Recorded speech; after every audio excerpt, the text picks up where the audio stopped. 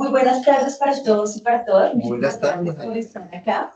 Estas actividades hacen parte del Plan Estratégico de Investigación de la Facultad, un plan que creamos desde el 2024 al 2029, y que tiene varias líneas. Una de estas líneas es generar espacios de formación e investigación para profes que están en el proceso e igualmente para estudiantes. Y siempre he dicho que también para profes que estamos investigando desde hace mucho tiempo porque todos los días estamos en constante aprendizaje. Muchísimas gracias a las personas de nuestra facultad que están aquí. E igualmente estamos súper contentos porque tenemos personas de la Facultad de Enfermería. De salud, programa de enfermería. Bueno, entonces les presento al doctor José Lisa. José nos va a dar un taller con algunos tips para publicar en revistas científicas. Pues queremos que este taller sea interactivo, que ustedes vayan preguntando, si tienen computador, que lo tengan a la mano para ir haciendo los ejercicios. Y pues la idea es que vayamos haciendo preguntas. Bueno, muchísimas gracias. José, adelante. Bien, muy buenas tardes a todos, ¿cómo están? Muchas gracias a la profesora Jenny y a la profesora Tania por este espacio que me dieron. Gracias a todos por asistir, especialmente a aquellos que no son de la Facultad de Ciencias Económicas, entonces es un gusto tenerlos aquí presentes. Cuando recibí esta invitación, básicamente me propusieron pues hacer algo de investigación y realmente lo quise manejar un poco lo que yo he vivido hasta convertirme en investigador en cuanto a, digamos, que es el proceso. Hay algunos de ustedes que quizás estén empezando su doctorado, hay algunos que apenas lo están pensando, hay algunos que ya son investigadores de vieja data. Entonces quería comentar un poco cómo me convertí de profesor, digámoslo, a investigador propiamente. Dicho esto, digamos que quiero comentarles un poquito mi formación para que tengan presente cómo fue que me convertí yo en investigador. Mi pregrado es de administración de empresas. Digamos que en el sector real siempre trabajé en las áreas comerciales y en las áreas de mercadeo, siempre me gustó, digamos, que esa rama. Por cosas de la vida luego migré a Europa y estuve en Madrid un tiempo y como siempre me ha gustado estudiar, porque mis padres me enseñaron que el estudio era la única herramienta que me iba a permitir a mí salir adelante por mis propios medios.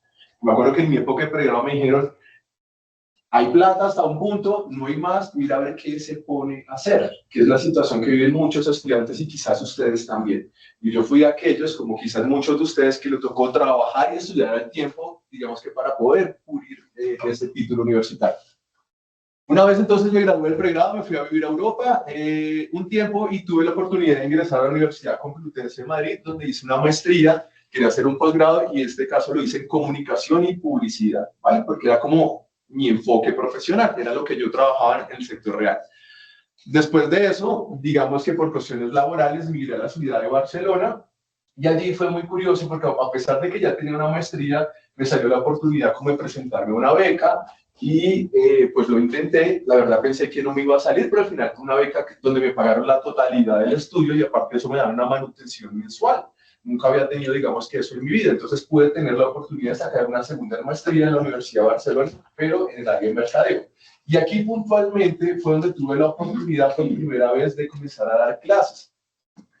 Yo me consideraba bueno comercial, me consideraba bueno vendiendo, pero nunca en mi vida se me había pensado por la cabeza ser un profesor.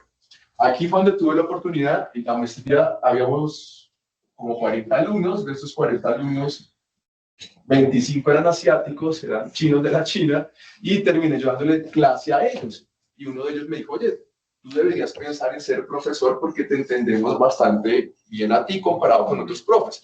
Y fue la primera vez que yo sentí que podía ser profesor. Sin embargo, realmente pues no lo pensé, pero no lo vi muy real porque siempre pensé que los profesores no ganaban mucho. Siempre he pensado que se ganaba más que en el sector, digamos, que académico. ¿Vale? Entonces era mi apreciación personal. Cuando regresé a Colombia hace un par de años atrás,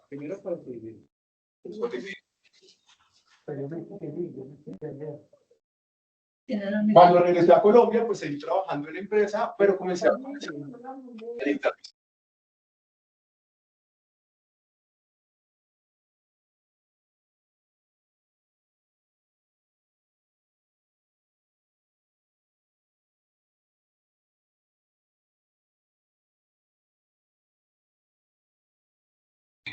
Se fue el audio, perdón.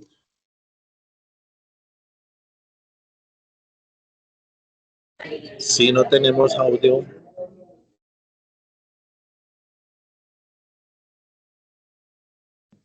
No tenemos audio tampoco. Desde Pereira tampoco lo escuchamos. Entiendo esto, ¿no? Son Microsoft Teams. Haciendo.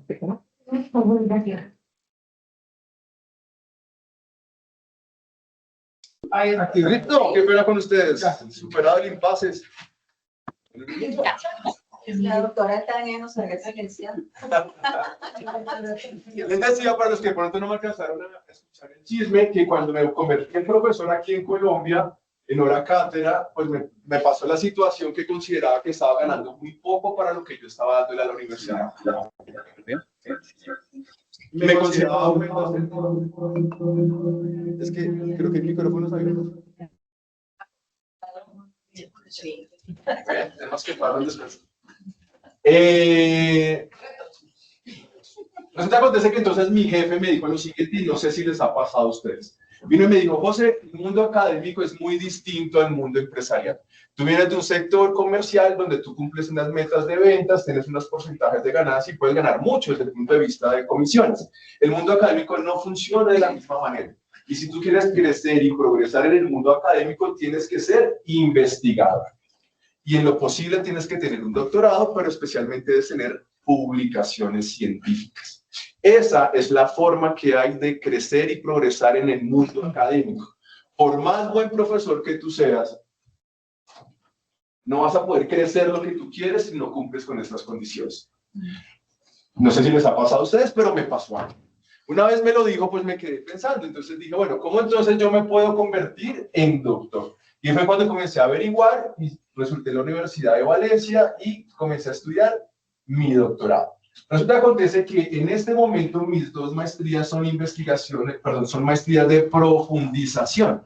Y resulta que acontece que cuando llegué yo al doctorado me pegué una estrellada total en la vida. Porque es muy distinto una maestría en profundización a una maestría de investigación. Aquí me enseñan básicamente tips para trabajar y para vender más. Aquí me estaban enseñando a cómo investigar. Y siendo sincero, la mayoría de las personas que empiezan un doctorado no tienen la menor idea qué es un doctorado. Y lo hacemos simplemente por necesidad y querer, digamos, que progresar. ¿Vale?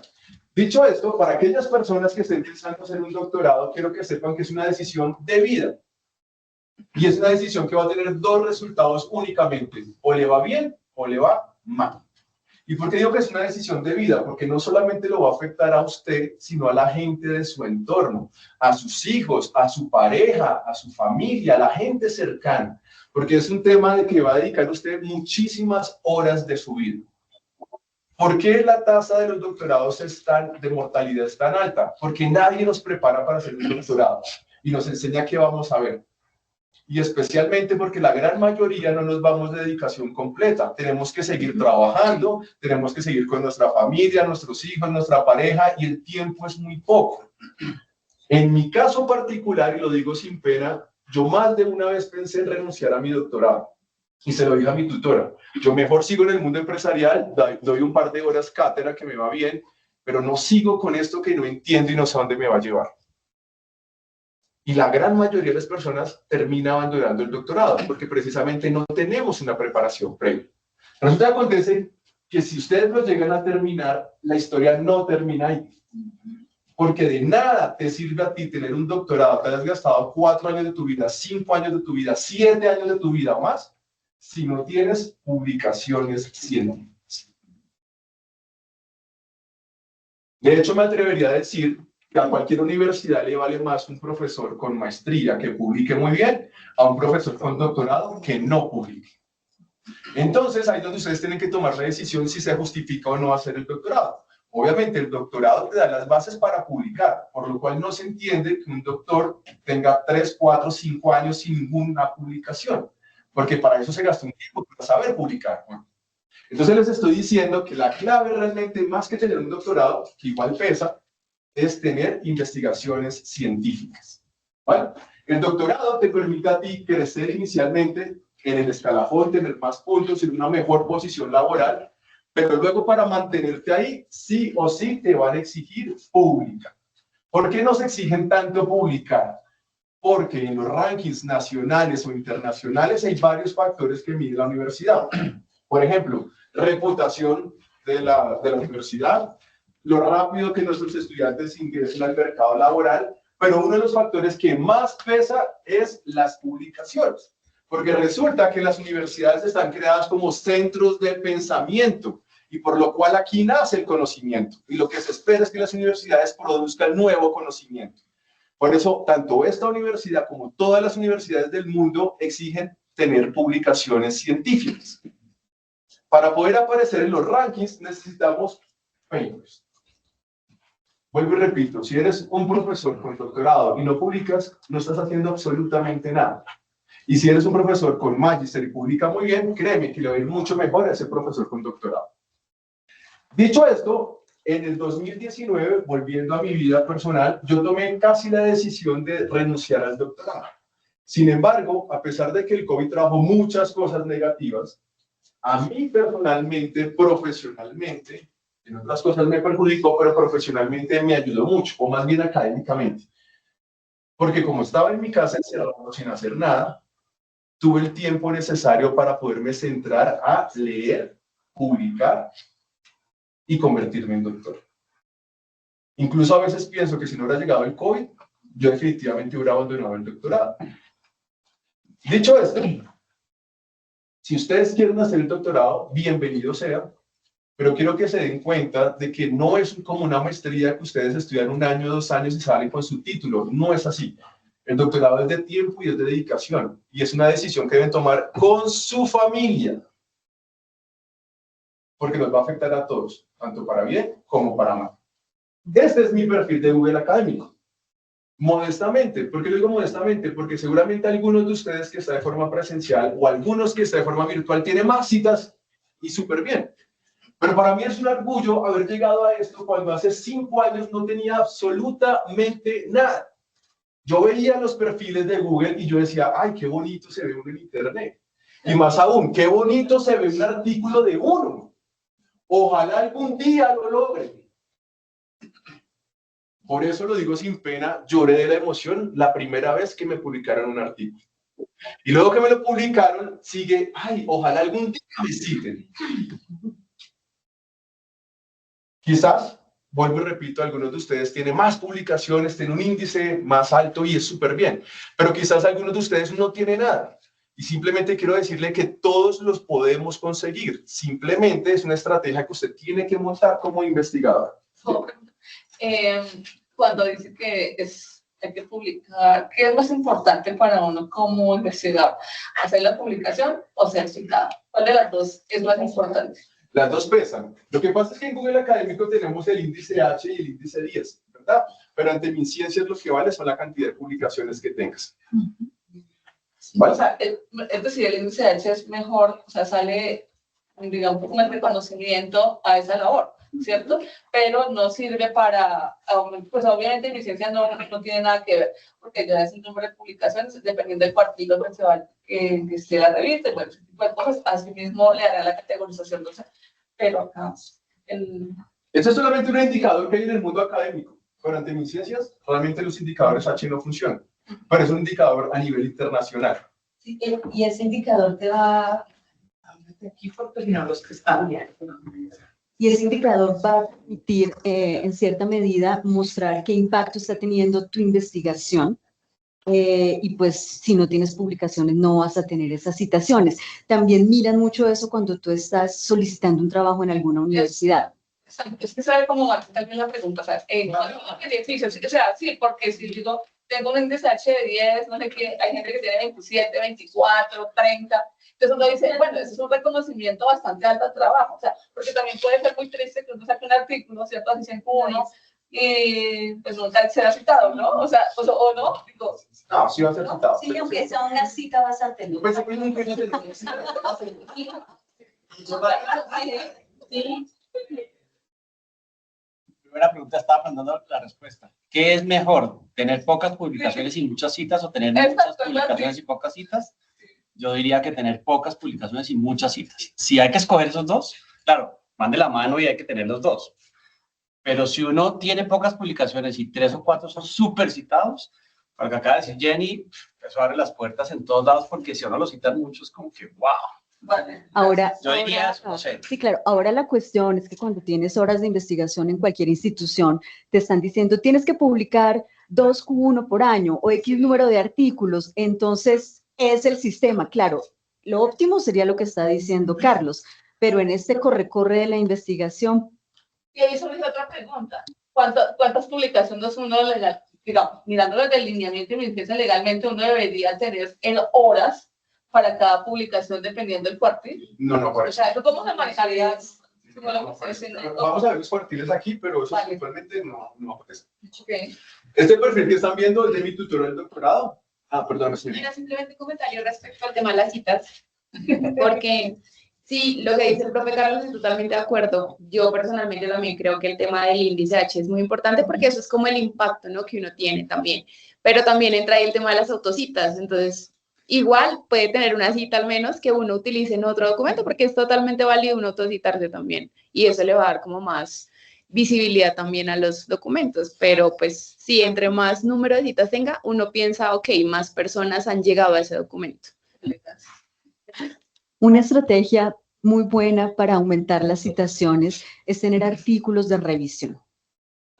Porque los artículos de revisión siempre los están citando en la revisión de la literatura y lo que hacen los estudiantes de tesis de maestría principalmente. Entonces, para que lo vayan pensando a futuro. Muy probablemente no va a ser un artículo Q1, Q2, Q3 ni Q4, así que uno Publindex, pero va a tener muchas citaciones. Ya. Este que están viendo aquí es el perfil de mi tutora del doctorado. Ese entonces era la directora del doctorado cuando yo estudiaba. Y si se dan cuenta, esta mujer es un monstruo académicamente. Tiene un índice H de 37 y un índice I10 de 69. Bueno, es un referente, por ejemplo, para mí. Yo pasé de tener 0,0, ahí voy con 8, pero voy en el camino. La diferencia es que ya me lleva 30 años.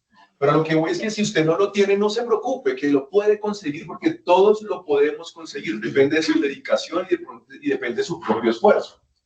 Dicho esto, quiero decirles que esta charla, aquí tengo profesores con doctorado, tengo profesores que quizás apenas estén empezando, pero realmente la quise centrar en los nuevos investigadores.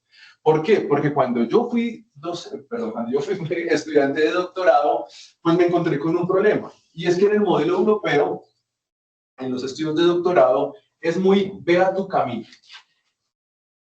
Tómate el tiempo que tú necesites. Descubre qué quieres investigar. Y entre una cosa y otra pasa 1 año, 2 años, 3 años, 4 años yo descubriendo qué quiero investigar. Los latinoamericanos somos más paternalistas, más maternalistas. Ven y lo cojo de la mano y la ayudo a cruzar. En Europa no. Y entonces a mí me hubiera encantado que me enseñaran algunas cosas que ya sé, porque siento que hubiera podido llegar más rápido, digamos, que al doctorado. Entonces realmente quiero pasar esta pequeña charla en algunos tips que yo fui aprendiendo por el camino a lo largo de todos mis años del doctorado, que quizás les pueden servir, digamos, a ustedes. Dicho esto, también quiero aclarar algo, y es que no existe una fórmula o ruta universal para publicar. Lo que les voy a decir aquí no es matemática pura de 2 más 2 es 4. Y quizás algunos de ustedes no estén de acuerdo con lo que yo les voy a comentar, como quizás otros que sí. Ahorita el profesor Largacha dijo, oiga, para mí es más importante la cita que la cantidad de publicaciones. Yo en esto, la verdad, prefiero cantidad de publicaciones que citas. Pero, ¿cuál es la verdadera? Las dos. Porque depende de la estrategia que cada uno de ustedes tenga. Por eso es supremamente importante que tengan muy presente que no existe una ruta universal para publicar, no existe una varita mágica. Lo que ustedes sí deben hacer es tener una estrategia de publicación. El éxito de que ustedes logren publicar basa, desde mi perspectiva, en el 50% en la calidad de su trabajo, que sea un trabajo con novedad académica, que sea un trabajo riguroso, que sea un trabajo interesante, pero además que usted tenga una estrategia detrás para publicar. De nada le sirve a usted gastarse 1 año o 2 años en una investigación si usted no tiene clara cuál es la estrategia para publicar ese artículo. Usted puede tener el mejor artículo del mundo, pero si usted no lo publica, no existe. Por eso, cuando usted haga investigación, plantee cuál es su estrategia previa. Dicho esto, entonces vamos a ver algunos tips. El primero. Resistencia, me sale en alemán además. La frustración. La resistencia a la frustración. Señor profesor Largacha. Ahora vas a hablar de la estrategia. Son los tips que yo tengo para Los publicar. tips son la estrategia, el 50%. Listo. Entonces, primero es un tema de inteligencia emocional. Yo no sé si en el doctorado ustedes les enseñaron, pero a mí no me enseñaron que era inteligencia emocional y no me enseñaron a lo que yo me iba a estrellar. La cantidad de estrés que tuviese en un doctorado es bárbara. Siempre he dicho que el que entra a un doctorado entra de una manera y sale de otra. Y salimos con el mejor sentido de la palabra un poco rayados de la cabeza. Porque el nivel de presión que tú tienes por graduarte, es una lucha interna absurda. Y por eso muchas personas se retiran. La gran mayoría abandonan. Y me vuelvo a colocar aquí como ejemplo, estuve a punto, yo le dije a ella, yo no quiero seguir con esto, me voy a ganar plata y no voy. Entonces, ¿a qué voy con esto? Que si ustedes quieren publicar, deben tener resistencia, porque esto no es ni rápido ni fácil, pero no es imposible. Dicho esto, quiero que sepan que es muy probable, si usted no ha sometido su artículo por primera vez a una revista, que se lo vayan a rechazar. Y usted me va a decir a mi profesor, ¿por qué me echa la sal? Llevo un año haciendo mi investigación, es la mejor, pero es muy probable que se lo vayan a rechazar. Mi primer rechazo fue en el 2020 y es de las lloradas más grandes que me he pegado en mi vida. Ustedes no saben la decepción tan grande que ustedes después de tantas horas de trabajo y dedicación, tantas horas de trabajo, dándolo todo, llega un correo súper frío y seco diciendo que tu trabajo no sirve y muchas gracias por enviarlo. Te deseamos suerte. Eso duele y duele mucho. Y sigue pasando. Pero ya no duele tanto. Resulta acontece que cuando yo recibí ese correo en el 2020, época del COVID, yo me sentí lo peor de este mundo. Y se lo digo sin pena. Me sentí un ser humano miserable. Y me sentí el peor profesional de este mundo. Me sentí un ser insignificante solamente por un correo. Porque yo dije, ¿cómo es posible que yo lleve año y medio de mi vida trabajando en esto y me digan que mi trabajo no sirve para absolutamente nada? Mira, si usted ha sufrido por amor, eso duele. Y si ha sufrido por una traición, duele más si al mi piel o no. ¿A quién le gusta que le salga mi piel? A nadie. Pero que a usted le rechacen un paper, uy.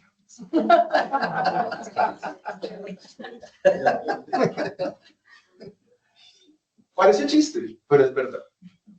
Y no quiero ser ave de mal agüero, pero es muy probable que usted le rechacen el artículo que está haciendo en este momento, sobre todo si es la primera vez que lo va a enviar. Ay, entonces, ¿para qué lo envío? Porque es parte del proceso. Quiero que entienda que es algo que usted tiene que vivir. Usted va a tener dos tipos de rechazo. El primero puede ser un rechazo de escritorio, que ni se lo ven. Básicamente el editor le dice, esto no me sirve, no me interesa, adiós. O el rechazo de editor, que es cuando lo mandan a revisión por pares. Y ese rechazo es importante, sí, porque yo consigo una retroalimentación. Y tengo otros profesores expertos que me están diciendo, oiga, su artículo tiene que mejorar en esto, en esto, en esto, en esto y en esto. Ese rechazo sí es importante porque me permite a mí mejorar mi investigación. En cambio, el rechazo de escritorio es un rechazo donde ni siquiera vieron tu investigación. Pero quiero que sepan que es parte del proceso. Cuando yo fui a renunciarle a mi tutor, le dije, no más, no tengo por qué permitir que alguien me haga sentir así de mal. Vino y me dijo, José, volvamos a mi índice H. El de hecho, yo tengo un índice H de 37 y un índice I10 de 69. A este año, 2020, solamente este año me han rechazado 4 veces un artículo. Y yo tengo 30 años más de experiencia en ti, que tú. Y me siguen rechazando artículos. Ahora tú por tu primer rechazo vas a abandonar el barco. Tienes que aprender a que es parte del proceso. Inteligencia emocional. Claro, yo le dije, bueno, me has explicado esto antes, no aquí con el totazo, ¿no? Pero a lo que voy es que con investigadores expertos sigue pasando el rechazo. Y que lo diga el profesor Largache y la profesora Jenny, que son profesores con mucha experiencia y nos siguen rechazando paper. Esto hace parte del proceso que todos los investigadores vivimos. Dicho esto, es importante que tengan presente por qué les van a rechazar un paper. Primero, puede darse la situación que su paper realmente no es bueno. Metafóricamente hablando, ¿quién tiene hijo de ustedes? Perdón. Los que tienen un hijo lo ven como lo más bonito del mundo, ¿cierto? Su paper es su hijo, usted lo hizo. y le costó trabajo, esfuerzo, sacrificio, es su hijo. Pero hay veces que realmente mi hijo no es tan bonito como yo creo, ¿cierto? Lo mismo pasa con su investigación. Usted tiene que ser crítico y a veces reconocer, oiga, siendo sincero, esa investigación le hace falta. Por otras partes, hay veces que su hijo sí es lindo, que su paper sí es bueno, pero usted se equivocó en mandarlo a determinado jardín. Es decir, se equivocó con la revista donde usted lo envió. Su artículo sí es bueno, pero usted se equivocó, fue con la revista. Y tercero, voy, profe Largacha, puede darse el caso que no hubo suerte. ¿El tema de la investigación a veces es de suerte? Sí. ¿Por qué? Porque el que está detrás de la publicación es un ser humano. Si ese editor ese día está de mal genio porque peleó con su mujer y odia al mundo, es muy seguro que ese día se aumentó la tasa de rechazo. Parece chiste y parece poco profesional, pero es cierto, es un ser humano que está detrás de un computador revisando un pocotón del paper a ver cuál decide si lo manda a revisión o no. Y puede que su paper quedó de malas y lo sacaron. Entonces realmente para publicar hay que tener un buen artículo, una buena revista, pero además un poquito de suerte también. ¿Profe Largacha? Sí, no, totalmente de acuerdo con lo que está diciendo, lo de la suerte. Le puede tocar un mal par evaluador, eso nos ha pasado a todos. Un par no lo evalúa uno más o menos bien y el otro pésimo. Entonces se lo hunden a uno, eso es mala suerte. No, solo quería resaltar que me parece muy chévere que has puesto el segundo punto, que es parte de la estrategia y que sí, que me ha tocado aprender este segundo a las malas, porque ahora ya no me acelero tanto en mandar el artículo, sino en revisar muy bien cuál es la revista que sí va a recibir lo que yo escribí, porque ahí pierde uno mucho tiempo con rechazos por no haber hecho el trabajo del segundo punto. Me parece clave que lo hayas puesto ahí. Bueno, y también en la estrategia de publicación, pues no sé cómo lo hayan hecho ustedes, pero cuando yo no tenía experiencia, pues yo empecé con revistas pequeñas, con revistas de divulgación, luego ya le subí a C, luego ya le subí a B, y luego ahí fui escalando, pero tengo compañeros que de una vez se fueron para Q1, pues lo rechazan, porque no tienen un nombre, porque todavía no tienen el doctorado, porque todavía no tienen citas, entonces creo que es importante ir paso a paso. Hablando de mala suerte, yo esta vez tuve un rechazo. Fueron 3 revisores, 2 lo aceptaron con cambios mayores y 1 lo rechazó. Y el editor tomó la decisión de rechazarlo. Digamos si no da rabia eso. De 3 profesores, 2 lo permiten mejorar, 1 sí pide rechazo y el editor se alinea con el del rechazo.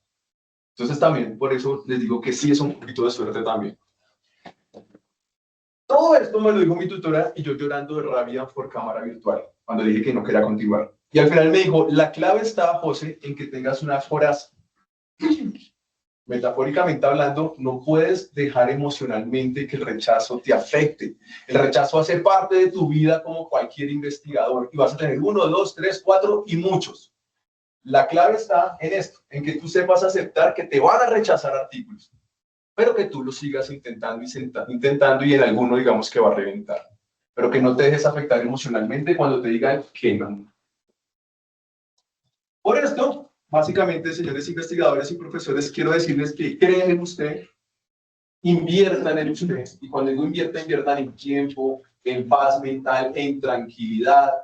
Si ustedes no están bien de la cabeza, créanme que se les va a dificultar aceptar que los estén rechazando. Y nunca dude de usted como investigador. Yo lo digo sin pena. A mí un artículo lo han rechazado hasta 7 veces, 7. Y no tengo ningún problema con decirlo. Y fue el tercer artículo para graduarme del doctorado.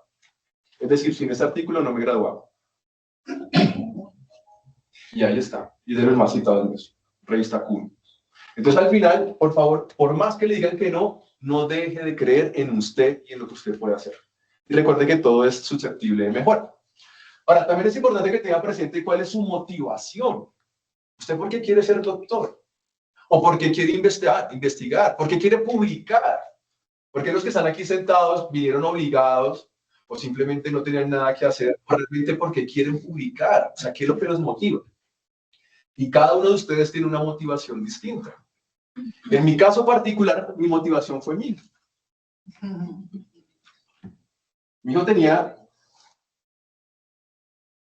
2 años cuando tuve yo mi primer paper. Y yo quise demostrarme que lo podía sacar por él. Pero ojo, también cuando yo dije que no más, dije, no importa, yo lo intenté y quiero demostrar a mi hijo que uno lo intenta y a veces no funcionan las cosas, ¿o no?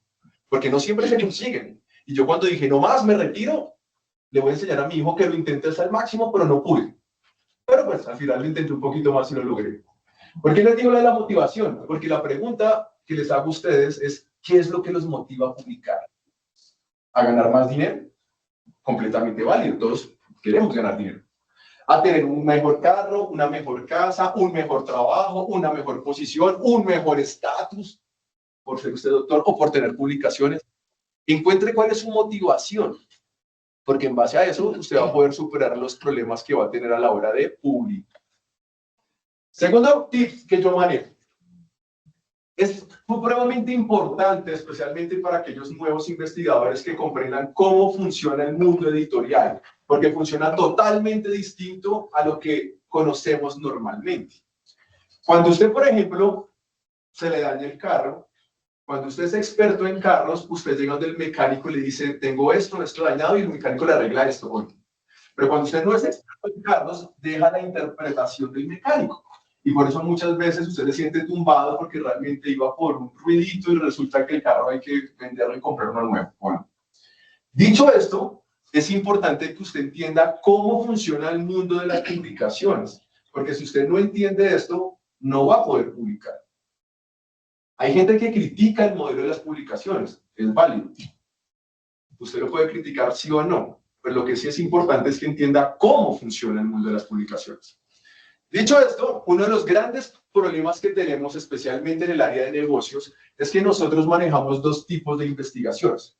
Una es la investigación de consultoría aplicada, por ejemplo, a una empresa, y otra totalmente distinta, que es la investigación científica. A veces se nos dificulta cambiar el chip, porque para poder publicar no podemos hacer consultoría, necesitamos hacer publicación científica. Aclaremos un poquito esto. La consultoría es cuando tú básicamente, hablando de las ciencias sociales, el área de negocio, coges una empresa y tú como consultor haces un diagnóstico y le presentas a esa empresa unas propuestas de mejora. ¿Es válido? Sí, es completamente válido, pero para esa empresa. Pero eso no es una investigación científica y por lo cual ese mismo trabajo no tiene cabida en una revista científica. Porque la gran diferencia entre una investigación académica o científica y una investigación profesional o en temas de consultoría es básicamente el enfoque de la investigación. Pongámoslo con un ejemplo. Si yo voy a hacer una consultoría con Alpina, yo como experto en mercadeo podemos decir, oiga, ¿qué tipo de envase gustaría más? Y tengo 3 envases más para vender el yogur griego. ¿A quién le interesa el envase? Alpina. ¿A alguien más le interesa el envase? No. Una consultoría netamente que le interesa a esta empresa. ¿Cómo yo convierto eso en una investigación científica? Por ejemplo, ¿cómo el uso de colores neutrales ayuda a que el consumidor sienta que el producto es más natural y por lo cual más nutritivo? Si se dan cuenta, el producto es el mismo, pero el enfoque es totalmente distinto. Las investigaciones de consultoría normalmente solamente le interesan los resultados a esa empresa en particular, mientras que las investigaciones científicas, que son las que ustedes quieren hacer, tienen que buscar un público transversal. ¿Y ese público quién son? Otros académicos, otros profesores, otras universidades, otros centros gubernamentales. Entonces aquí se busca crear conocimiento transversal. ¿Que yo lo puedo aplicar en Alpina? Sí, pero la primera parte de su artículo es completamente transversal para diferentes organizaciones. Aquí es donde puntualmente en el área de negocios puede haber dificultad con los profesores. Un profesor puede decir, oiga, es que yo hice todo un proceso de innovación para que el yogur griego fuera líquido, para el yogur griego líquido, ¿verdad? ¿Es una consultoría? Sí. ¿Ese proceso de innovación es un artículo científico? No. Allí es donde está el reto en cómo convierten ustedes una cosa en otra totalmente, digamos que, distinta. ¿Hasta aquí es claro para todos? Una vez ustedes empiezan a hacer investigación científica, es decir, con un conocimiento transversal, viene el reto de buscar la revista. Y en el mundo académico hay muchas bases de datos. Algunas de estas seguramente ustedes la han visto. Pero desde mi perspectiva, solamente importan 3 de todas estas que hay. Por un lado, tenemos en el top a Web of Science, luego tenemos a Scopus y luego tenemos a nivel nacional a PubIndex. Resulta que acontece que tanto Web of Science como Scopus son las bases de datos por excelencia a nivel internacional. Si usted el día de mañana se quiere ir a vivir a Panamá, a Estados Unidos, a España, a China y quiere seguir siendo docente, sus papers en esas bases de datos se los cuentan tal cual como se los cuentan aquí. Por eso son bases de datos tan potentes en el mundo, porque son las más aceptadas en todo el mundo. Y aquí a nivel nacional tenemos PubIndex.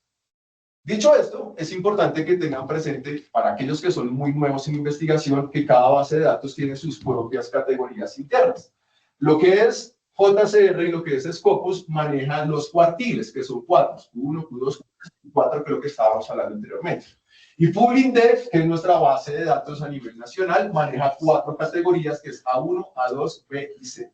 Es importante que tengan presente que prácticamente la totalidad de las revistas Scopus y JCR están en PubIndex, están avaladas, pero no pasa a la inversa. Hay muchas revistas en PubIndex que no están ni en Scopus ni están en JCR. ¿Es válido para ustedes? Sí.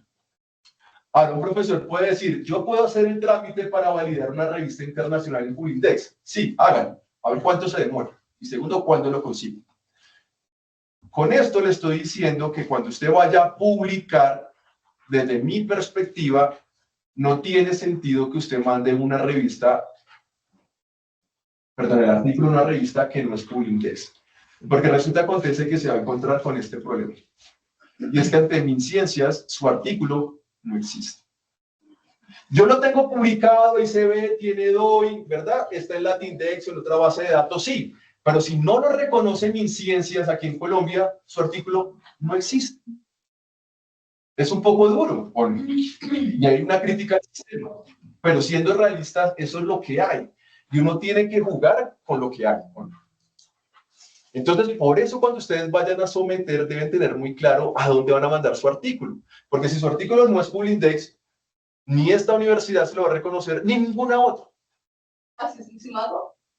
No, porque es que te decía, la mayoría, por ejemplo, de artículos de Simago están en PubIndex. Okay.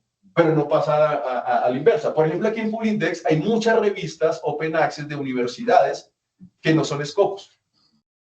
Pero son válidas para nosotros, sí. Y usted al final lo que necesita es que sea válido en Colombia, ¿no?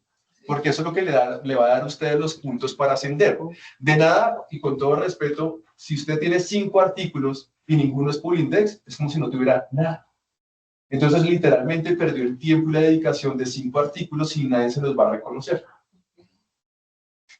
José, a modo de ejemplo, ¿nos podrías mostrar más tarde cómo hacer una búsqueda en revistas Scopus para que los profes puedan ver? Profe Largacho. Para complementar y viendo lo que está diciendo José, lo que dijo Jenny es buscar PubIndex, y si ya uno quiere pegar un poco más arriba, pues buscar que esa PubIndex esté en Cielo, que es la base de datos como latinoamericana, como el Scopus nuestro latinoamericano, que es Cielo. Entonces, mirar que estén los dos. Y lo otro es que si ya quiero PubIndex y quiero intentarlo un poco más, pues busquen Q4 o Q3 para arrancar en Scopus. Sí, porque la Web of Science es más difícil. Entonces, depende de esa estrategia. Solo quería decir que hay como un intermedio ahí que es Cielo, que también ayuda a nivel latinoamericano. Aquí puntualmente estamos viendo en pantalla la última convocatoria en MinCiencias. Algunos de ustedes se presentó a esa convocatoria y algunos tienen ya, y es importante que lo tengan presente, ya el futuro, o sea, la próxima convocatoria. Normalmente no sé si es cada 3 años, cada 4, cada 2. Esta sale en diciembre, ¿no? Por todos los problemas que tuvo esta convocatoria. Cada 2. Pero es cada 2. Entonces, si usted no está, por ejemplo, no se postuló, pues vaya pensando qué va a hacer para postularse en la próxima convocatoria. Miren, yo quiero ser muy honesto. Tengan presente que los papers son suyos. Si usted el día de mañana no trabaja aquí, ojalá siga trabajando aquí, pero si usted no trabaja aquí, usted se lleva sus papers, son suyos, ¿me explico? Y los van a llevar para donde usted vaya. Por eso es tan importante que siempre esté, digamos que publicando, si su función es ser investigador y docente. Claro, los papers son de cada uno de los investigadores, pero son de la universidad a donde lo colocaste en el grupo. Están los derechos laborales versus patrimoniales. Quiero mostrarles lo que aparecía en la convocatoria. Entonces, en la convocatoria, básicamente aparece la clasificación de los papers. Dijimos que esta es la clasificación de Publintest, ¿verdad?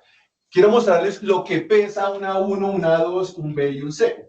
Resulta que acontece que MinCiencias te dice, oiga, lo que más vale es un artículo A1, pero además Open Access. Esto es nuevo, porque eso no estaba antes. Entonces, esto le va a dar a usted 10 puntos. Si ese artículo es un A1, pero no es Open Access, es revista cerrada, le doy entonces 9.5. Recordemos que cuando usted va a publicar tiene tres opciones. Publica 100% Open Access, que es libre para cualquier persona que lo revise, que lo quiera descargar. Publica en revista cerrada, en la cual usted tiene que pagar por ese artículo, o bajo suscripción, o está en modelo híbrido. Y es que la misma revista te permite publicar en las dos alternativas. Lo que más vale son los Open Access 1.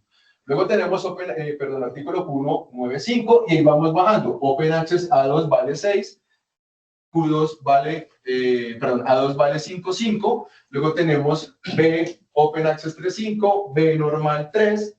Tenemos aquí C normal 2 y C 1.5. Esto es supremamente importante que lo tenga presente, porque entonces en su estrategia de publicación para dentro de 2 años, si usted está en una categoría y quiere estar en otra, usted averigua cuántos puntos necesita y empieza a echar cálculos matemáticos. Ay, yo quiero entonces tal categoría, necesito, por ejemplo, 3 puntos ahí puntualmente. Así funciona el modelo también de MinCiencias, es importante que lo tenga en cuenta. Puede que el profesor me diga a mí, oiga, yo tengo 20, 30, 50 trabajos como tutor de grado, y al final la puntuación que le van a dar él es insignificante, con todo respeto, porque es un trabajo que todos hacemos, pero teniendo en cuenta la puntuación de MinCiencias, vale muy poco, ¿no? Porque a veces uno dice, oiga, pero es que yo dicto clases, yo soy tutor, tengo un poco de tutorías, ¿dónde vemos puntos aquí? Por eso le digo que esté bien o esté mal el modelo, eso es lo que hay, y uno juega con lo que hay, y en este caso lo que más puntúa es esto. Ahora, hay algo muy triste, Quería también decirles que aquí en la categorización de la universidad, muchos colegas no han podido cambiar de categorización porque no tienen publicación. En el escalafón. Sí. Entonces, digamos que yo tengo muchísimos compañeros que están en este ejercicio y lo que José dice es cierto. Y pues, digamos que una cosa es que yo he estado como investigador y otra cosa es pues, los beneficios que la universidad me da. Y acá pues nos suben el sueldo.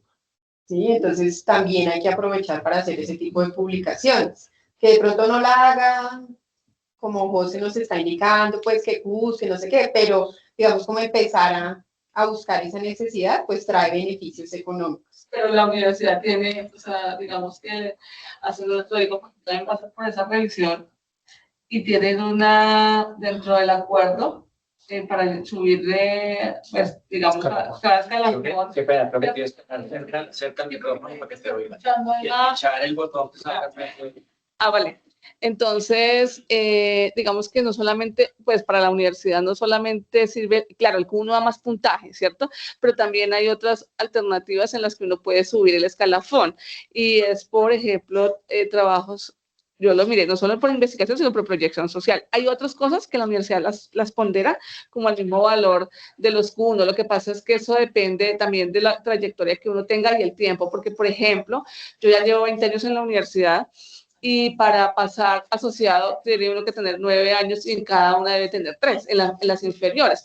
Para pasar a la siguiente después de asociado, hay que tener, debemos tener unos, sí, puede ser Q1, pero también uno puede sumar puntos, por ejemplo, por una estancia doctoral, una instancia como profesor a nivel internacional, otras cosas, ¿cierto? Aparece más difícil, o tener proyectos de proyección social, que también dan un puntaje, puntúa para la universidad, porque también da un impacto a la sociedad. Digamos que no solamente podría ser cool, sin embargo, revisando esto también depende mucho de la voluntad y lo que haya de dinero en la universidad, también del presupuesto, que es lo que yo personalmente averigüé con recursos humanos, porque yo tomé la trabajo y averiguar por todos los lados, y la verdad es que los recursos de la universidad, pues también depende de eso, ¿no? Pues porque esto es una empresa, lo hemos dicho, ya lo han dicho en todos los instrumentos, y depende de ese presupuesto, ¿sí? O sea, para nuestra categorización interna, de escalafón de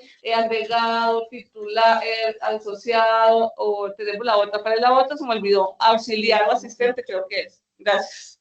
Digamos que si se dan cuenta, tanto para mis ciencias como para la universidad, hay diferentes cosas que uno puede hacer para acumular puntos, ¿cierto? Sí. Y todas las alternativas son válidas. Eso es lo que estamos mirando, que una de las cosas que más puntos da son las investigaciones como tal, ¿vale? Ahora, aquí quería hablar puntualmente de los capítulos de libros de divulgación. Miren, esto es muy triste porque tengo personas y profesores que dicen, oiga, tengo 4 capítulos, tengo 10 capítulos en 8 libros distintos. Usted se tomó un tiempo y un esfuerzo en hacerlo, incluso lo puede vender por Amazon, le puede ir bien vendiendo el libro, pero entre mis ciencias vale 0. Entonces tengo profesores que dicen, oiga, pero yo tengo 8 capítulos, ¿cómo es posible que no me venda? No, nada. ¿Es injusto? Sí. Pero por eso vuelvo y repito, usted tiene que aprender a jugar con las reglas que hay. Y si ya sabe desde ahora, pues usted toma las decisiones que considere más pertinentes, pero lastimosamente los capítulos de divulgación no valen nada. A menos que sea un libro científico propiamente, ¿vale?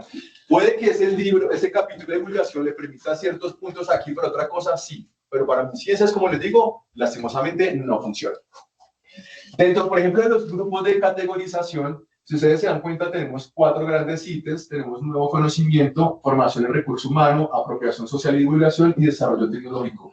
Estas 2, que son nuevo conocimiento y desarrollo tecnológico, entran todo lo que son artículos científicos, capítulos de libros científicos, patentes, desarrollo de software, pesa el 73%. Mientras que los trabajos de grado, de pregrado, maestría, doctorado, obviamente, dependiendo del nivel, va subiendo el puntaje, pero si se dan cuenta, es mucho menor. Por eso, a los grupos de investigación lo que más le interesa es que usted tenga patentes, tenga desarrollos tecnológicos o tenga artículos científicos avalados por MinCiencias. A un grupo de investigación no le sirve tener 10 libros de divulgación porque le va a costar 0 en su puntaje, digamos, que ante el escalafón. Vuelvo y repito, ¿por qué son importantes los artículos científicos? Porque en todos los rankings universitarios, uno de los indicadores que más pesa precisamente son los papers que tengan sus investigadores. Ahora, para aquellos que de pronto nunca han mandado su paper, les quiero resumir cómo funciona el proceso editorial. Usted hace su artículo y lo envía. Ese artículo lo va a recibir, digamos que el secretario de esa revista. Ese secretario, lo primero que va a ver no es la calidad de su artículo, si es bueno o es malo, él no tiene potestad para decidir eso. Lo único que va a ver es si ese artículo, el tema de ese artículo encaja en la revista y además si usted está cumpliendo las pautas de autor. Es decir, si la revista te pide a ti 15.000 palabras máximo y tú mandas 20.000, rechazado el artículo. Por más de que tengas la cura del SIDA, ni lo ven. Porque no cumpliste algo tan sencillo. Si la revista te dice a ti que es Arial 10 y tú lo mandas en Times Roman 8, te lo niegan. Si la revista te dice, utiliza esta plantilla y usted lo manda en formato libre Word, te lo niegan. Algo tan sencillo y tan básico como eso. Entonces, ese primer filtro es el que simplemente mira si el artículo cumple las condiciones de la revista. Si su artículo es de psicología y esa revista publica temas de ingeniería, se lo niega. Si ese artículo cumple esa primera revisión, lo mandan al editor. Vamos a suponer que la profe Tania se lo manda a la profe Jenny. Es el editor que sí bajo su criterio determina, lo ojea, pero siendo sincero, porque tengo amigos editores, es raro el editor que se lea un artículo científico completo. ¿Por qué? Porque ese editor recibe 10, 20, 30 artículos, no tiene tiempo y no tendría vida para estar revisando eso. ¿Qué mira un editor? Un editor se centra en el abstract, le echa una ojeada rápida a la metodología y se centra en conclusiones. ¿Por qué le digo esto? Porque muchas veces consideramos que el abstract es lo más insignificante del artículo. Y el abstract es la puerta de entrada para el editor, en esa ojeada rápida. Una pregunta justamente ahora que tocas el tema. ¿Cuáles crees tú, por tu experiencia también, que son los principales motivos por los cuales se suele rechazar un artículo, digamos, no de entrada, sino ya por pares revisores? ¿Qué podría ser? Uy. Ya me estoy preguntando lo mismo de que me rechazaron con 2 sí y 1 no. Normalmente en mis propios rechazos, la principal causa de rechazo es novedad académica. Y es cuando te dicen, ¿cuál es su aportación? ¿Cuál es la novedad? ¿Qué es lo interesante? Por eso, y para responder tu pregunta, la clave a la hora de redactar el artículo, yo sé que algunos profesores no están de acuerdo con esto, pero para mí no es qué le importa a usted, sino qué le importa a los lectores de esa revista. Claro, un autor puede decir, es que es mi investigación, sí, pero si usted la quiere publicar, tiene que pensar quién la va a leer, porque las revistas están vivas y las revistas necesitan citaciones.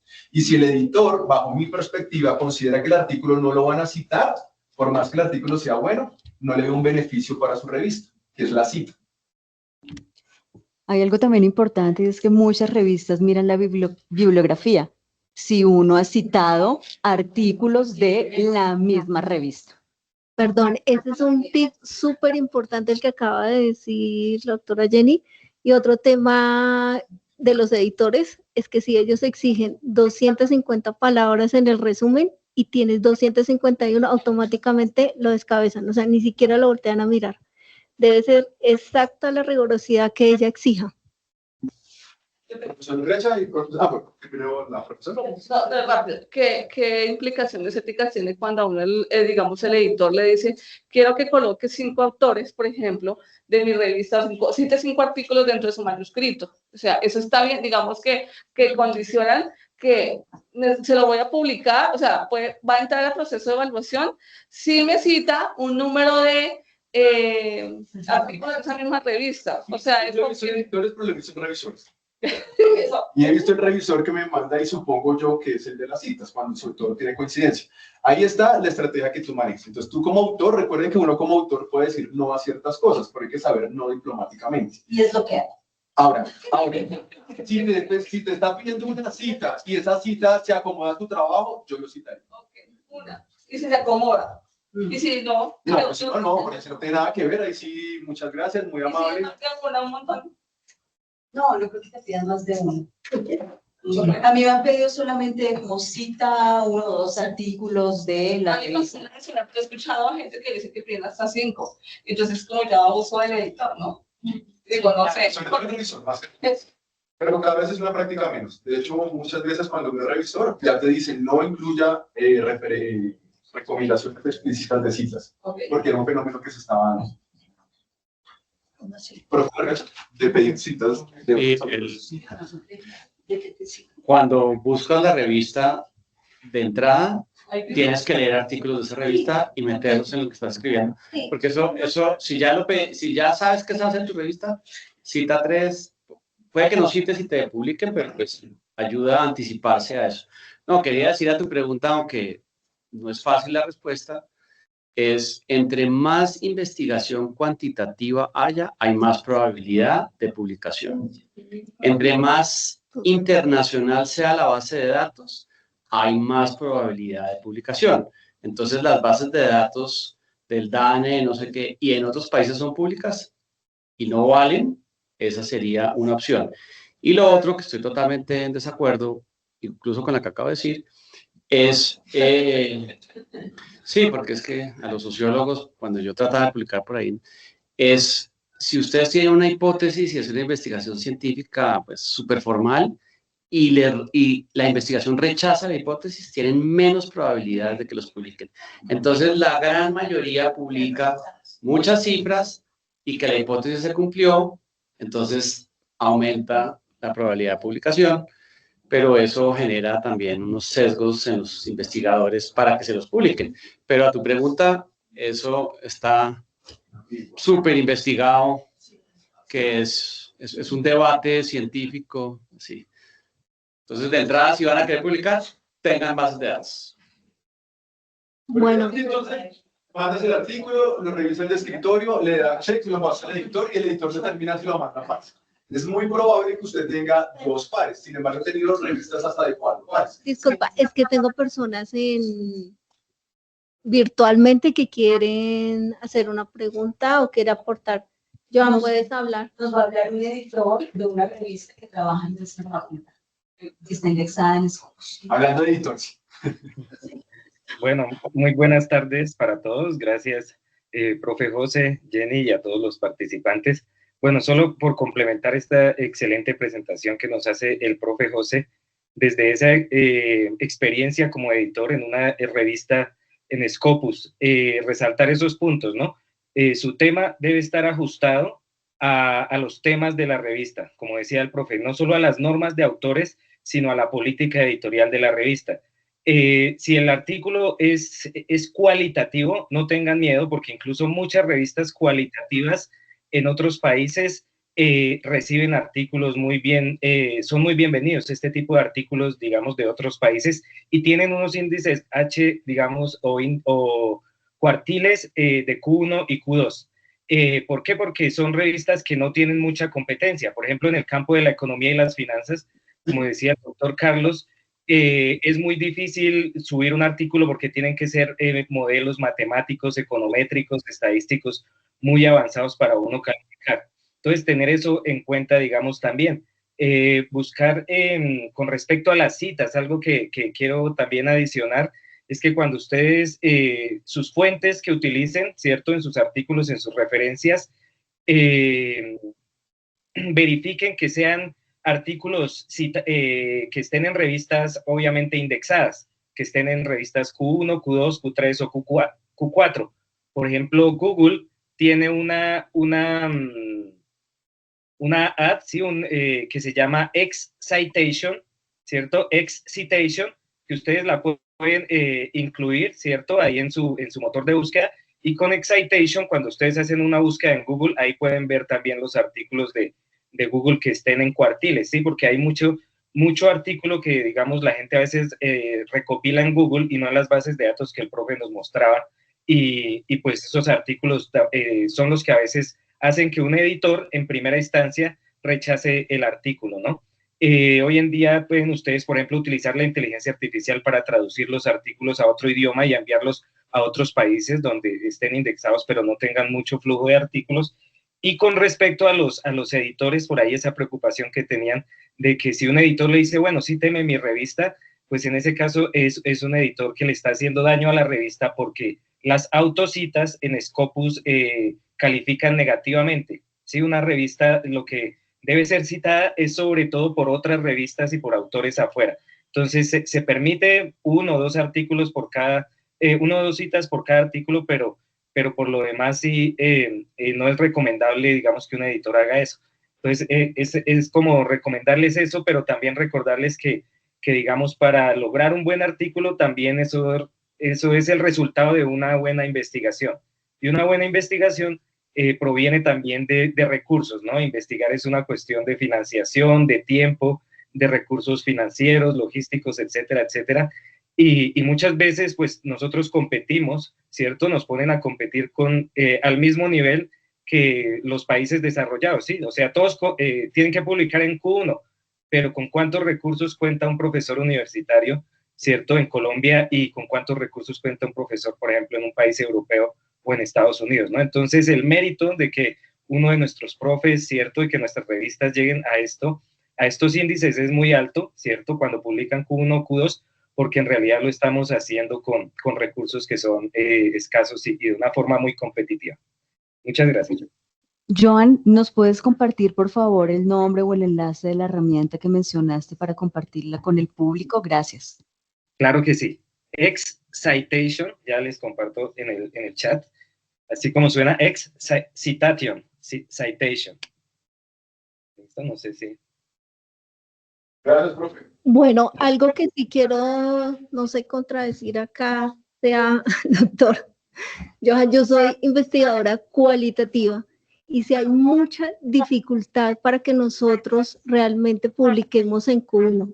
Son muy pocas las revistas que existen a nivel mundial y las pocas que existen puede durar unos años para que ellos le publiquen, así es que como decía acá el doctor Andrés, es mejor que sea cuantitativa.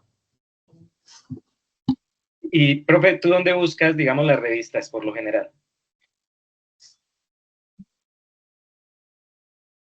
A nivel mundial, y eso lo hemos hecho directamente con el doctor Hernández Sampieri, y es una de las recomendaciones que nos hace, inclusive el hecho de que sea mixta. Digamos, Mejor un cuantitativo que sea más aceptado en una buena revista. Porque, digamos, lo digo por experiencia, digamos, propia y de otros colegas que trabajan en los campos cualitativos, y lo recomendable es lo que les dice el profe José. Busquen las revistas, sobre todo en los motores de Scopus, de SJR. Por ejemplo, en Scopus tú buscas y solo, por ejemplo, en el campo de economía, que es de los que así en promedio hay 1.300 revistas a nivel mundial. ¿Listo? Entonces, digamos, es importante es buscarlas ahí en estos, digamos, motores de búsqueda para que les dé mejores resultados a ustedes. Y como les decía, pues intentar en otros países, ¿no? Porque a veces uno se va a donde todo el mundo envía y eso también es, pues lo rechazan a uno, pues, por que es de Colombia, ¿cierto? Hay unos sesgos, sobre todo también en eso, a pesar de que las revistas en sus políticas de ética dicen que no van a tener sesgos por país, raza ni nada, pero sin embargo eso también se puede presentar. José, ¿estamos hablando mucho? No, porque la profe quería decir algo.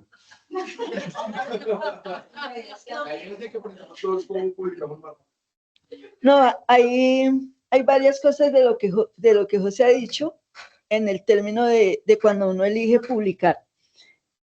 Nosotros particularmente hemos investigado desde lo cualitativo y sí es cierto que es más difícil encontrar revistas que publiquen cualitativo, pero sí se encuentran. Eso es algo así. Aquí en América Latina, que para eso nos sirve también la búsqueda de Scopus, cuando uno hace revisión bibliométrica. En Scopus uno puede observar cuáles son los países donde más publican sobre los temas que a uno le interesan, y a partir de eso también puede mirar las revistas donde uno puede postular los artículos dependiendo de ese perfil que uno tiene. Si uno va a publicar cuantitativo o va a publicar cualitativo. ¿Listo? Es como lo particular. Pero lo general sí es recomendable que cuando uno vaya a elegir la revista, sí se vea por lo menos 3 artículos similares a lo que uno quiere publicar, para que cuando uno cuando uno proyecte ese sometimiento, el estilo, la forma, las condiciones editoriales o los términos de referencia editoriales se ajusten a lo que la revista pide. Entonces, eso me parece que es también algo muy importante. Y finalmente, para los doctorados sí se exige la publicación Scopus. ¿Por qué? Porque el negocio, ¿sí? Las universidades, los asesores y uno estudiante pues necesita publicación de alto impacto. Y ese medio de todo se convierte en una barrera, y hago catarsis, en una barrera para la titulación. Totalmente. Digamos que yo te voy a coger como ejemplo, tú que eres editor. Aquí quiero que entiendan este modelo, porque hablo del tema de financiación. Joan, vamos a suponer que la profesora le manda el paper a Joan. No lo recibe Joan, sino que lo recibe la secretaria de la revista. Esa persona, o el secretario, esa persona revisa que el artículo tenga las características que esa revista solicita, ¿cierto? Si cumple el check, entonces sí se lo manda al editor, que es Joan. Joan viene, le pega una ojeada y decide si vale la pena y si realmente esa investigación tiene cabida en la revista. Pero aquí viene la elección de pares o de reviews. Entonces, Joan tiene que contactar maratónicamente a profesores en distintas partes del mundo para que revisen ese documento, completamente gratuito. Por eso es una de las dificultades que hay, por eso es tan difícil el proceso editorial. Porque imagínese, profesora, que les llega a usted un correo, la invitamos a revisar este artículo y usted, ay, muchas gracias, ¿cuánto van a pagar? 0, las gracias. Le va a dar un certificado que dice que usted fue revisora. Ay, pero es que yo tengo 8 clases, 5 estudiantes de maestría, 4 de pregrado, mi voluntad al arte, amor al arte, perdón. Entonces, claro, muchos revisores dicen, no, pues no. Entonces, ¿cuál es la gracia? Porque al final el modelo de negocio está montado de tal manera que si tú no revisas, vas a tener dificultades para tu paper porque tampoco van a haber revisores para el tuyo, ¿me explico? Entonces al final uno termina accediendo. Quiero que sepan que esto es honoris causa, a ningún revisor se le paga. Algunas revistas pagaban, pero cada vez ya no se ve eso. Entonces, por eso es que tú te puedes demorar 1 mes, 2 meses, 3 meses. Entonces, Joan, si tú no aceptas, se lo manda a él. Si el profesor nunca responde, pues se lo manda a ella. Y así va pasando con diferentes colegas y con diferentes países. Joan, en tu caso, ¿cuánto es lo máximo que te has demorado en que un revisor te acepte? ¿O ha sido bastante rápido? No, el proceso de revisión tarda más o menos entre 3 y 1 año hemos tardado, porque hay artículos que son bien complejos, por ejemplo, en econometría, que o no se encuentra un experto, o a veces también, digamos, tenemos que, lo que tú decías hace rato, 2 evaluadores responden sí y 1 no. Entonces uno como editor tiene que evaluar a los evaluadores también. Y si el concepto, digamos, es muy vago, de un solo párrafo, no es profundo, pues a veces por eso es que también uno tiene que echar para atrás y conseguir otro tercer o cuarto evaluador que haga, digamos, el trabajo en serio, porque además a ellos como que esto no le puntúa tampoco mucho, además de que no se les paga, ¿no? Pero hay que tener en cuenta que una revista seria y una evaluación seria tarda más de 3 meses. Entonces vamos a poner el ejemplo. Él se lo mandó al profesor y a la profesora. Luego de 1, 2, 3, 4 meses recibe los comentarios. El editor lo que hace es tomar una decisión en base a las sugerencias de ellos. Entonces, si ambos dicen rechazo, es muy probable que el editor diga, oiga, si los dos están de acuerdo, rechazo. Si uno dice aceptado con correcciones mayores o menores, el otro dice rechazo, ahí el editor comienza a mirar bajo su criterio si le da la oportunidad o no. Hay veces que usted se demora 6 meses o 1 año y recibe un rechazo en la revista. Y literalmente, además, tenga presente que usted no puede someter ese artículo a ninguna otra revista hasta que tenga respuesta de ese editor. Es decir, en palabras más, palabras menos, el artículo queda secuestrado en esa revista. Ah, profe, ¿cómo estaba? Qué gusto saludarlo, no sabía que estaba conectado. ¿Profe? Efren, ¿no te escuchas? Hola, José. Hola, compañeras y compañeros. Bueno, yo en primer lugar quiero agradecer por esta charla, porque es muy esclarecedora y muy práctica, y lo haces desde la honestidad. Desde tu experiencia, estoy muy de acuerdo con buena parte de los elementos que nos has presentado. Yo soy uno de los que tengo una crítica muy fuerte a cómo funciona este modelo de cienciometría que es dominante, pero uno tiene que conocer esas reglas. Pues me parece muy valioso lo que tú señalas de persistir, de tener la inteligencia emocional de aceptar el rechazo. A mí ayer, después de que me tuvieron secuestrado un artículo 7 meses en un correo frío, me dijeron, lo rechazamos. Es un buen documento, pero para este número que estamos estructurando, la línea temática no coincide. Si quiere, aguante a la nueva convocatoria.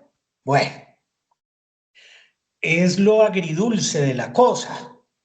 Por otra parte, pues yo le comentaba a Jenny que estaba contento, pero también estoy preocupado porque estoy como editor invitado a un número específico de una Q4 norteamericana que quiere hablar sobre la interrelación de contabilidad y economía, pero desde un punto de vista ético. Y ya me estoy enfrentando a el problema de lectores, porque los más cualificados me han dicho que no tienen tiempo y que ad honorem no lo hacen. y yo no tengo recursos para pagarles. Entonces es transmitir eso, me parece muy valioso y te agradezco mucho, José, porque lo haces desde la honestidad brutal, que creo que es necesaria en este tipo de ejercicios y nada, animar a los colegas. Acabo de recibir hace 2 días el rechazo, uno lo mastica, se toma un cafecito y bueno, a seguir con la estrategia de publicación. A todas y a todos un gran abrazo y a José muchas gracias por esta charla tan impresionante. Gracias por tu comentario. Este paper rechazado es uno más, uno menos. Ya en esto, Joan es mi amigo y es investigador, pero yo creo que los investigadores no tienen corazón. Igual, sin corazón, me rechazaron, no pasa nada, no pasa nada. Habrá un mejor postura. Usted se lo pierde. Usted se lo pierde. Entonces, ya, la época de llorar pasó. Si no la rechazar, primero va a llorar, pero luego pasa, se los aseguro. Rápidamente, entonces, quiero que tengan presente que por eso es tan largo el proceso editorial. Entonces, si ellos me mandan a mí correcciones y el editor, en este caso, Joan, me da una oportunidad, básicamente me va a decir, oiga, aquí están los comentarios, ajústenlo. Usted, como dueño del artículo, es el que determina si acepta todas las sugerencias o no. Pero siendo realista, la mayoría de sugerencias se pueden aceptar. Porque en un término crudo, usted tiene que convencer a esos revisores que aplicó los cambios que él le propuso. A mí me han llegado a decir, cambie el título. No se preocupe, le cambio el título, obviamente que tenga concordancia con lo mío. No voy a entrar a pelear por un título, ¿me explico? Obviamente, cuando, por ejemplo, yo soy cuantitativo y me han dicho, le falta la parte cualitativa, oiga, muchas gracias, siempre se responde muy diplomáticamente, muchas gracias, muy amable, lo voy a poner en futuras líneas de investigación porque es muy importante su comentario, pero para esta investigación específica ya los datos están tomados y no puedo, digamos, que retroceder, ¿me explico? Pero casi siempre la mayoría de las sugerencias se pueden aplicar. Dicho esto, para ir finalizando, tengo otro consejo. Desde mi punto de vista, yo soy de los investigadores que elijo la revista casi desde el inicio de la investigación. Y este, para mí, es de los mejores consejos que les puedo dar, y se lo di a la profe Lorena y se lo di al profe Giovanni. Normalmente, uno plantea su investigación, luego uno hace la metodología, la desarrolla, luego uno escribe su artículo, y lo último que uno hace es elegir la revista. Yo le propongo que usted haga todo a la inversa, y empiece por el final. Y empiece exactamente dónde va a publicar. Porque de esta manera usted, y en ese sentido metafórico tenemos una misma persona pero con diferentes vestuarios, pero la misma persona. La profesora Jenny aquí presente, si se va a un matrimonio elegante, es ella Jenny Dana, pero se viste de una manera, pero si se va con su esposo a una parranda vallenata, es ella misma, pero se viste de otra manera, ¿cierto? Lo mismo tiene que hacer usted con su investigación. Coja su investigación y vístala de acuerdo a la revista que usted seleccionó. ¿Por qué? Porque cuando hacemos el proceso normal, yo hago mi investigación y resulta que tengo 1.700 palabras y la revista me permite 9.000. ¿Qué me toca hacer a mí después? Mochar la mitad de mi artículo. Y permito un tiempo. Eso sí que duele. En estar mochando. En cambio, si usted ya sabe directamente a dónde va a someter la revista, baje la plantilla y empieza a redactar para esa revista. Ojo, esto no le garantiza la publicación, pero sí le da más posibilidades de ser publicada. Incluso yo le planteo lo siguiente, ni siquiera elija una. A mis estudiantes de maestría, yo les pongo a elegir 3 revistas de una vez. Y le doy, coge opción A, opción B y opción C.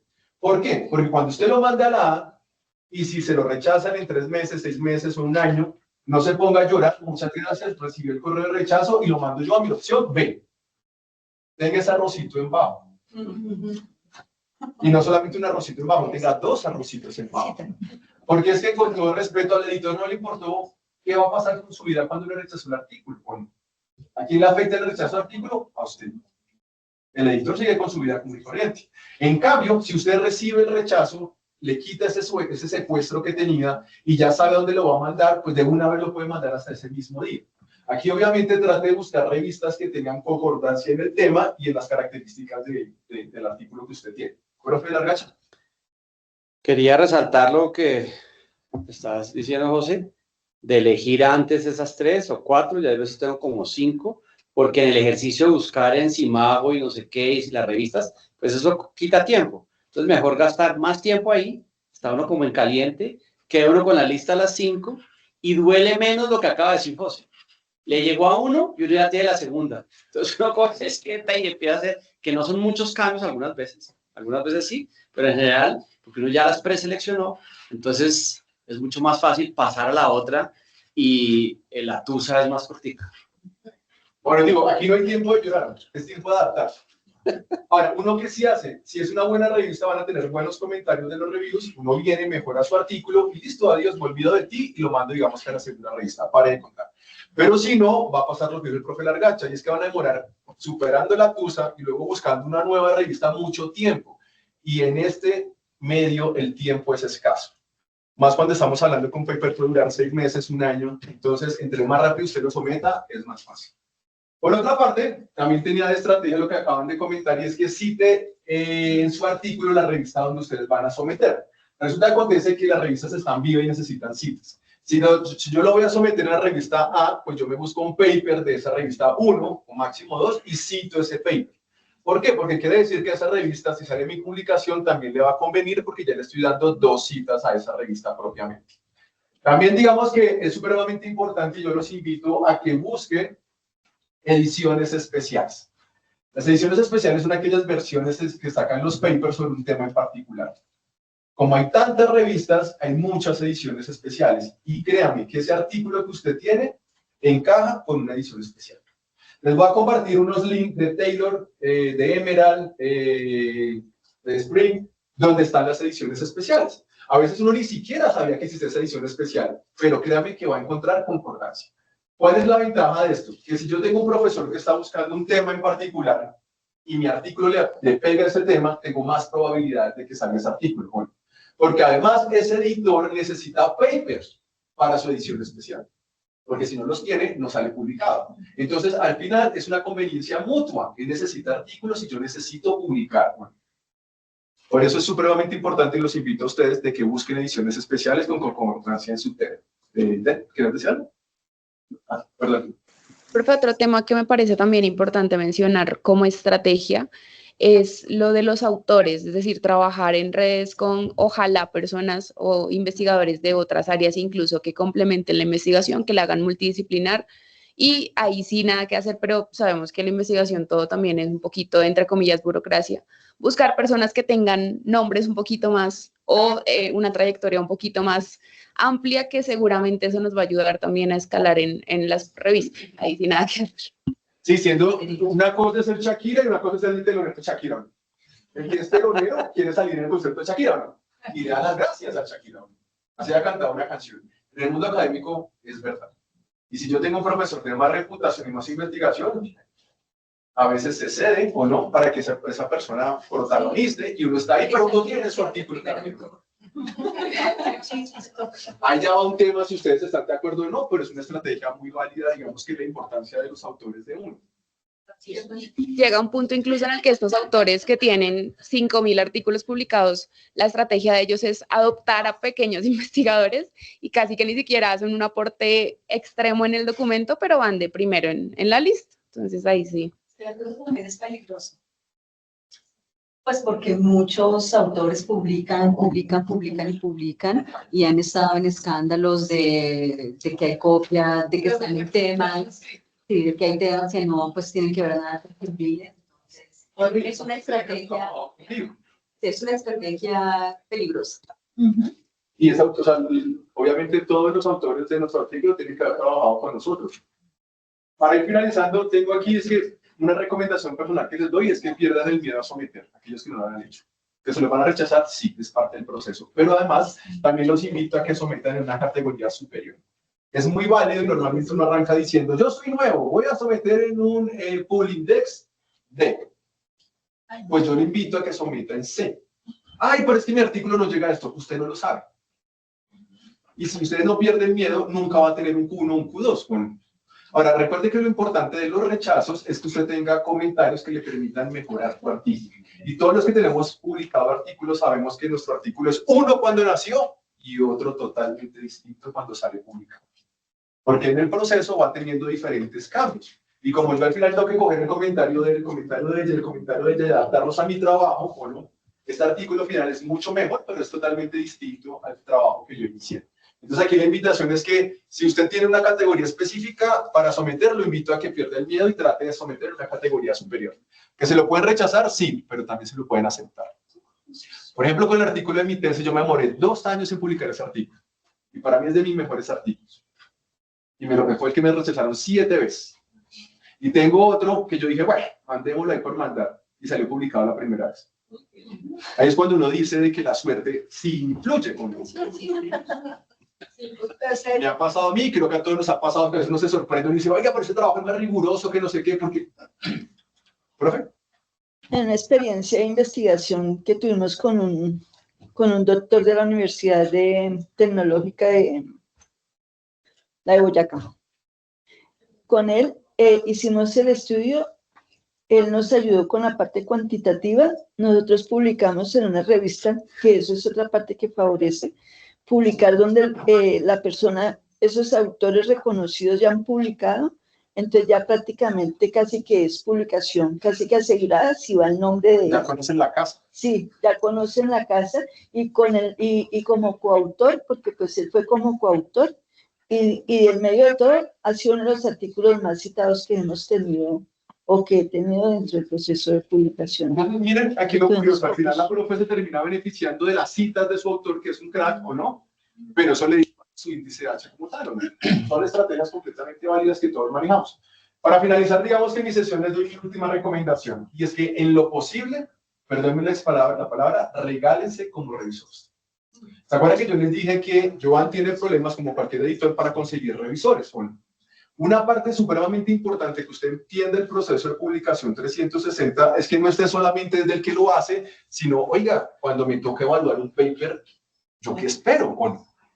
¿Cómo es ese proceso de que el editor me mande un artículo, me toca llenar un formato? Entonces, lo invito a que usted se postule a diferentes revistas y dé su nombre para que le lleguen trabajos como revisor. Va a llegar un punto donde le siguen mandando y usted no tengo tiempo. Pero ya usted cumplió lo que quería cumplir y es que aprendió. Y usted de esta manera va a conocer la mitad de la parte que es usted como autor y va a conocer la otra mitad de la parte que es lo que espera un revisor. Y es una excelente estrategia para iniciar la publicación. La profe y el profe. Tengo una pregunta, profe. ¿Cuál sería su estrategia o dónde podemos revisar para no caer en revistas depredadoras? Pues está la lista de seller. Con las revistas depredadores hay algo interesante, y es que a veces ya uno las ve, y apenas uno las ve, ya uno detecta que es depredadora por la parte visual, pero hay veces que no. Entonces uno lo que hace es revisar como esta lista. No sé si ustedes tengan otro tip de si la revista es depredadora o no. Pero no hay una fórmula universal, ¿verdad? ¿Profe Largacha? No, pero pues si uno se mete a las indexadas, ya arranque por las indexadas y se evita las depredadoras. Pero mira, profe, tenemos revistas indexadas que después servirán pasantes que depredadores. Pero en este caso, sin embargo, uno dice, cuando yo sometí y publiqué, estaba ahí y te lo valgo. ¿Sí me explico? Porque mientras estaba categorizado, que ya luego salió, por eso les digo que las revistas están vivas. ¿Por qué? Porque todo el índice de Simago, de Pulindex y demás, todos los años cambian. Entonces, una revista que es Q1 hoy, puede que el otro año sea Q4 o puede que salga por completo de poco, ¿verdad? Joan, ¿nos puedes por favor dar el link para mirar las revistas depredadoras? Listo, el enlace está ahí en este chat. Digamos, pueden buscar en Simago, SJR, Simago Journal Report. Ahí ustedes pueden buscar por región, por país, por área temática. Lo que dice el profe José es muy cierto. Estas revistas puede que ahorita sean Q1, pero si en una evaluación detectan alguna mala práctica, puede que salgan, ¿sí? Anualmente están saliendo unas 300, 400 revistas por malas prácticas editoriales, pero esta es la única forma, como dice también el profe Carlos, de garantizar que publiquemos en revistas que no sean depredadoras, pues buscarlas en estos índices, en SJR, que es Scopus prácticamente, en Web of Science, que tenemos nosotros acceso desde las bases de datos de la universidad, y pues en Publindex, porque pues nos exige, ¿no? Si bien el modelo tiene muchas críticas, pues es a lo que nos toca acogernos. Por ejemplo, un artículo puede tener un índice H muy alto, pero no necesariamente porque sea bueno, ¿sí? el artículo más citado de Nature es un artículo que citan por malas prácticas, por plagio y demás, y pues sirvió fue como de mal ejemplo. Entonces, solo una recomendación adicional yo quería hacerles, y es que no envíen el mismo artículo a 2 revistas al mismo tiempo, o a 3 revistas al mismo tiempo menos. Sean, digamos, exclusivos en la revista, porque si, digamos, las revistas llegan a detectar, las 2 revistas, que es el peor de los casos, de que detecten que esa práctica se está desarrollando, porque de pronto a veces se comparten los evaluadores, etcétera, pues puede que tengan un doble rechazo.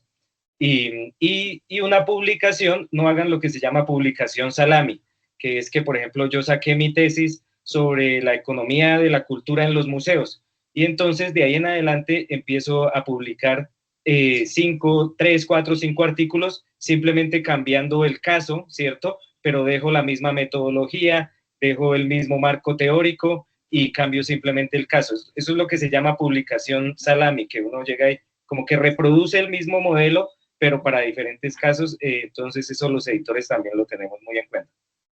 Gracias. Gracias. No sé qué opinan ustedes, pero no hemos hablado de ORCID y es importante, así esté uno arrancando, mirar ORCID y empezar a crear el perfil de uno en ORCID, así como suena. Esa es como la cédula digital de publicaciones global. Si ustedes alguna vez se van a acercar a algún investigador global, va a mirar ORCID, y ya muchas revistas, cuando uno está entrando a subirlo, le dicen cuál es su número ORCID. Entonces, y lo digo por otra cosa, es que lo último de regálese de ser revisor, ORCID al final sí valora que uno haya sido revisor y le pregunta dónde fue revisor, y uno puede meter esa información ahí. Y además la revista es muy buena también de la categoría 1, ¿no? Sí, cierto. Pero Carlitos, adicionalmente, algo súper interesante con ORCID es que uno ahorita todas las publicaciones, lo que uno vaya a publicar, le piden a uno el ORCID, y automáticamente una vez sale la publicación o salga la ponencia, el evento queda registrado en ORCID, y uno tiene que estar actualizando el ORCID como lo tiene que hacer, por ejemplo, con el CIBLAT. Entonces, desde mi última diapositiva, solamente decirles que Dios los guíe en el éxito de su investigación.